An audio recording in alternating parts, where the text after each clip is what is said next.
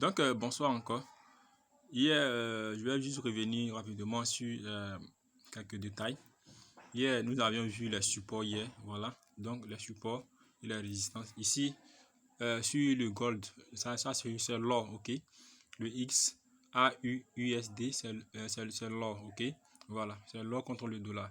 Donc, ici, hier, on a tracé les supports et les résistances. Et on voit qu'à ce niveau, il y a le support qui a été cassé. Parce que quand on regarde là, regardez bien, vous voyez qu'il y a des bougies qui sortent en dehors des traits qu'on a tracés. Donc là, à cet effet-là, un trader peut entrer en sell, ok? Peut entrer en sell. Voilà. Donc, c'est une technique de trading. Si il y a d'autres qui traitent uniquement que les cassures. Il y a d'autres qui traitent par exemple les fausses cassures. Qu'est-ce que ici la fausse cassure? La fausse cassure, regardez la bougie rouge qui est là fine là. Ok? Ici, la bougie nous a blagué. Voilà.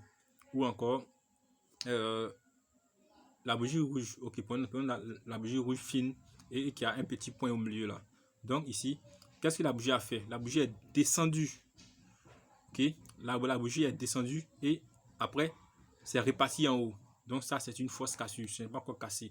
Mais par contre, le support a été cassé auparavant d'abord. Donc ici, on peut dire que le support est cassé. Parce que si on passe à une unité de temps plus faible, on verra que le support a été cassé. On a des bougies vraiment qui confirment que nous avions de nouvelles tendances qui sortent de notre support et de notre résistance. Donc à cet effet, on peut déjà aller en sell. On peut se dire que le marché va descendre avec beaucoup de précautions. On peut ouvrir une position en sell. Donc aussi, je vais profiter maintenant pour vous parler un peu. Certaines personnes n'ont pas compris le principe de stop loss, take profit et le lot, tout ça. Donc à cet effet, je vais ouvrir une position, donc j'appuie sur le plus qui est en haut ici, ok, et je mets un lot par exemple de 0,10, ok, et je lance, j'appuie celle, ma position est partie. Ou encore, si je veux encore réouvrir et puis mettre les TP et les stop loss directement, je peux appuyer dessus, et puis là, je mets les stop loss. Voilà, donc ici, comment est-ce que je peux mettre le stop loss, ok. Qu'est-ce que je remarque ici? Je remarque que lorsque le support a été cassé, les bougies n'arrivent pas à dépasser ce petit niveau-là. Ok? Donc, par exemple, je peux me dire que si il arrive que ce niveau-là est dépassé, automatiquement, ça veut dire que ce que je pensais être vrai n'est pas vrai. Donc, automatiquement, je sors de ma position. Donc là, je vais prendre juste une position, un stop loss, par exemple, à juste pousser un peu. Hein. Voilà, donc je vais prendre 1936 par exemple. Ok. Donc si ça dépasse ce niveau, je veux pas que ça continue parce que ça peut aller en pète fortement. Donc je sors du marché. Ok. Donc je vais placer mon stop loss. Donc j'ai là pour mon stop loss, c'est-à-dire 1936. Ok. Donc take profit. Ok. Donc ici j'ai pris une position en sell. Mon analyse me dit quoi? Que je peux par exemple arriver jusqu'à ce niveau-là encore. Parce que je vois une bougie ici qui est arrivée à ce niveau. Ou encore, je peux m'aller encore à une unité de temps plus grande pour voir est-ce que peut-être ça va pas descendre encore beaucoup plus. Donc, bon, je me dis peut-être là que ça peut descendre. Donc, qu'est-ce que je fais?